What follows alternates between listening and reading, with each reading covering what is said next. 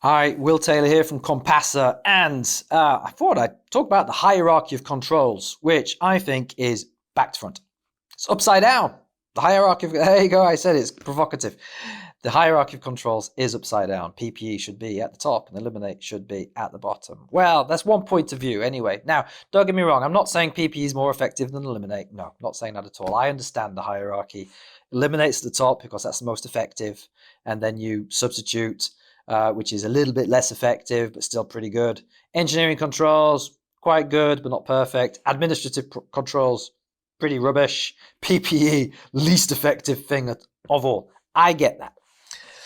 But when I'm delivering IOSH Managing Safely training or NEBOSH training or anything like that, we talk about the hierarchy, but the way it sometimes comes across, is that you start at the top and work your way down, which is true if it's a new activity. It's like when you're designing the process, you would first of all consider how could we eliminate the hazards we've identified, could we substitute them, how could we engineer them out, and so on. So if it's a new process, new building, new machine, whatever, yes, makes complete sense. But that's not the reality for a lot of people, especially when they're introducing safety or getting better at safety for the very first time. They'll risk assess an existing activity and an existing task, and they'll find that there are hazards and risks which are uncontrolled or need further work.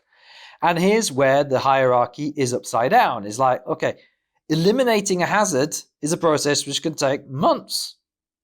Substituting hazards is really hard. It's like they use chemicals. Oh, we use MEK. It's flammable, potentially carcinogenic even.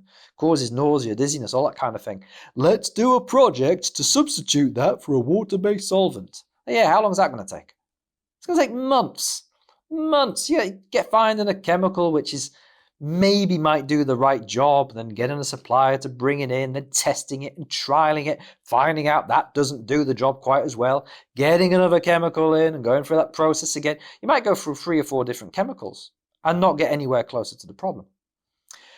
In the meantime, you've got a risk, and that risk is not being controlled. You can't just leave it the way it is. And this is the thing which we have to hammer home. So to all trainers out there, all IOSH trainers, NEBOSH trainers, COSH trainers, wherever you are, we need to get this across. The hierarchy of controls is not a thing about start at the top and work your way down. No, it's about what's effective and what's least effective. If you have an existing task or process and the risk is currently not acceptable, you start at the bottom and you work your way up. Because PPE and administrative procedures, that can be done today. And we call these temporary measures. Temporary measures, even engineering controls like temporary barriers, temporary guardrails, something like that. These could be temporary measures. It's important that line managers know that they are expected to control risks today. So it's like just because it's going to take months to substitute it or engineer it out or eliminate it, that doesn't give them an excuse to just carry on. No. Can I get some PPE in today? Can I do a briefing? Can I do some training? Can I increase my supervision? Can I put in place a temporary working procedure? Can I do a permit to work? Can I buddy people up together? There's all these temporary measures, which are not that effective, but if you chuck enough mud at the wall, some of it will stick.